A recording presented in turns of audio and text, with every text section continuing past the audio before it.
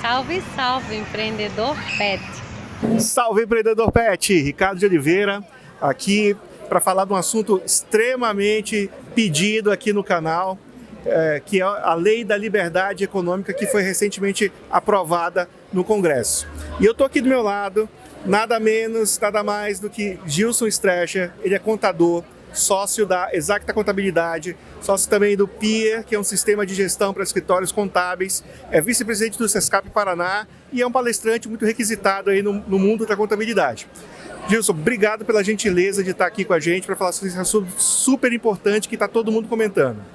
Obrigado, Ricardo. Para mim é um prazer, ainda mais falar dessa benesse que saiu, que foi a 13 da liberdade econômica e da desburocratização. Isso aí. Gilson, para a gente começar essa entrevista, o que exatamente vai mudar para o pequeno varejista, no caso, que a maioria dos donos de pet shop são, com essa nova lei? O que vem de benefício para ele? Bom, na verdade, essa 13.874, que é a lei da liberdade econômica e também da desburocratização, ela é bem ampla, mas ela já definiu algumas posições por parte do governo federal de uma liberdade para que os empreendedores possam abrir os seus negócios e que não tenha tanta burocracia assim para tocar eles. Um exemplo disso, que já foi inclusive incluído nessa 13.874, é a formalização do negócio, quando ele quer abrir um negócio. Existia uma dificuldade muito grande por parte dos empreendedores por conta da quantidade de vistorias, de vigilâncias que eles teriam que solicitar para depois abrir. Isso acarretava um período de 90, 120 dias até que efetivamente ele pudesse abrir a porta do seu estabelecimento e começar a atender o seu cliente. E nesse meio tempo, Ricardo, aluguel correndo, manutenção de softwares de uso que ele vai ter na operação dele do dia a dia. E isso realmente impactava bastante na burocracia, ou seja, na evolução do negócio da pessoa. Com a lei da desburocratização, o que ela prega é o seguinte, que agora qualquer negócio que tenha um nível baixo de risco, ela vai ser aberta automaticamente, ou seja, você vai continuar contratando um contador para elaborar o seu contrato social, preencher os formulários necessários e quando esse contador levar isso para a Receita Federal ou para a Junta Comercial, que é o órgão de registro, naquele momento, ao receber essa documentação, automaticamente todos os registros da sua empresa vão estar liberados. Todos eles. Inclusive, alvará de funcionamento, o CNPJ, a autorização para emissão de nota fiscal. Isso é uma revolução enorme, porque aquilo que levava 120 dias acontece agora em 2 horas. E a Junta Comercial, os demais órgãos, vão ter 2 dias depois, posterior, para pedir para você alguma coisa que talvez a legislação estadual ou a legislação municipal estabeleça para a tua atividade. Mas mesmo essas solicitações, elas assim vão ser avaliadas pelo governo federal se elas são válidas, se elas são realmente necessárias, porque isso causa um impacto a nível nacional. Quando o governo se posiciona assim, dizendo que qualquer empreendimento pode causar um impacto a nível econômico nacional, é muito interessante, porque isso significa que o governo federal não quer, em hipótese alguma, que tanto o governo estadual como o governo municipal atrapalhem o desenvolvimento econômico do país. Isso é apenas uma ponta do iceberg, porque a gente tem percebido que esse governo, cada vez mais, tem criado meios de facilitar a vida do empreendedor, o que para nós isso é ótimo, né? Isso aí. E também acho que dessa lei tem ainda aquela decisão de que agora as empresas limitadas podem ser individuais. Me fala um pouco sobre isso e a mudança que isso que vai gerar também. É verdade, isso é até um assunto bem interessante. O empresário, quando ele ia formalizar seu negócio, ele poderia criar ou uma firma individual, ou então ele se tornaria um empresário individual de responsabilidade limitada, a EIRELI ou EIRELI, né? Ou então uma sociedade limitada. Só que a sociedade limitada exigia que ele tivesse 2 sócios. Com a lei 13.874, abriu a possibilidade de a pessoa ter uma sociedade limitada com apenas um único sócio, chamada de sociedade unipessoal. Qual é a diferença disso da firma individual e da EIRELI? Uma diferença enorme, porque a firma individual, quando a pessoa estabelece a formalização do seu negócio através de uma firma individual, isso significa que todo o patrimônio dela serve de garantia caso essa empresa tenha algum problema. Então isso passa a ser um risco muito grande para o empresário, porque ele coloca em risco a casa dele, o carro dele, para o negócio. A EIRELI ela já limitava isso, ou seja, você vai ter uma responsabilidade limitada, por isso que é EIRELI, empresário individual de responsabilidade limitada. Só que ela exigia que o cara integralizasse, o empreendedor integralizasse 100 salários mínimos de capital social, ou seja, ele teria que abrir com uma conta corrente com R$ 99.800 na conta para garantir qualquer risco que a empresa tivesse.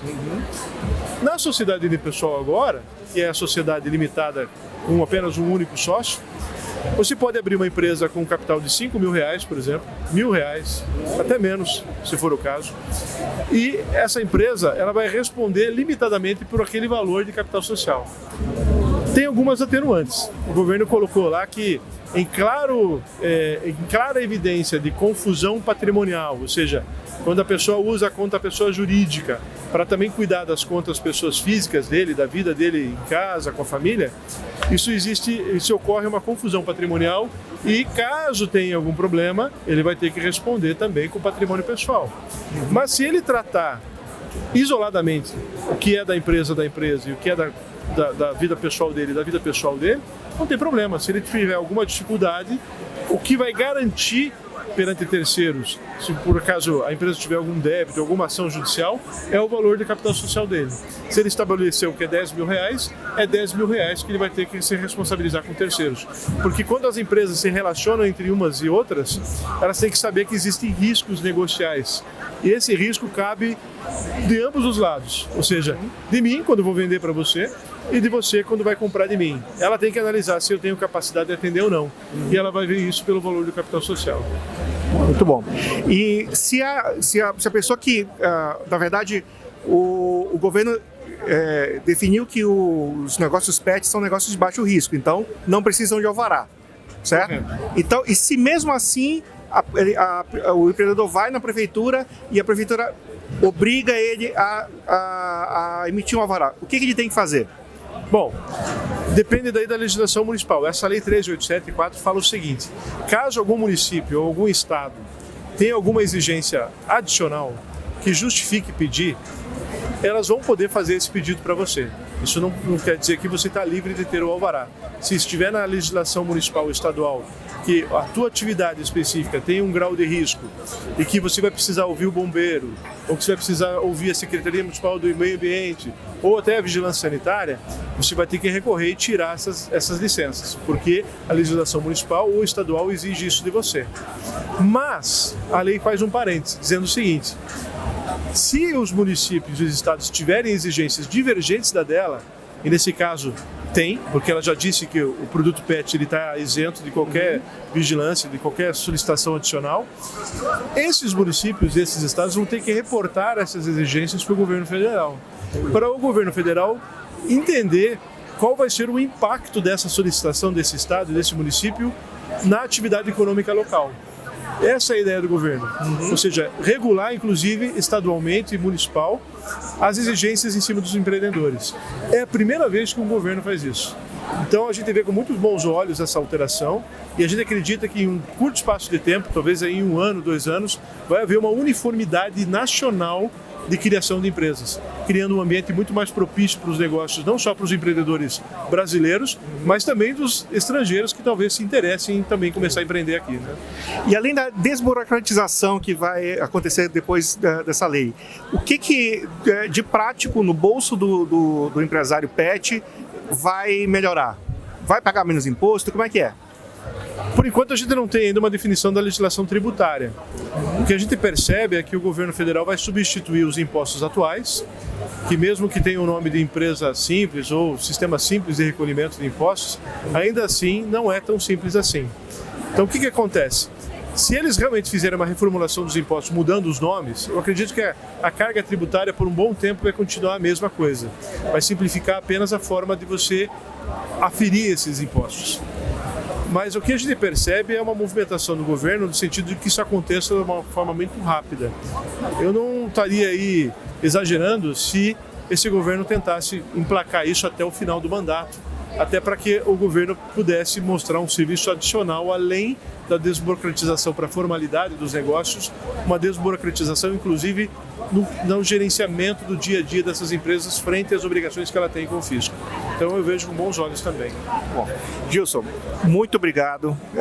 Acho que os teus esclarecimentos foram de grande importância para o empreendedor pet e só tenho a agradecer. Valeu mesmo. Falou, um abraço a todos vocês aí.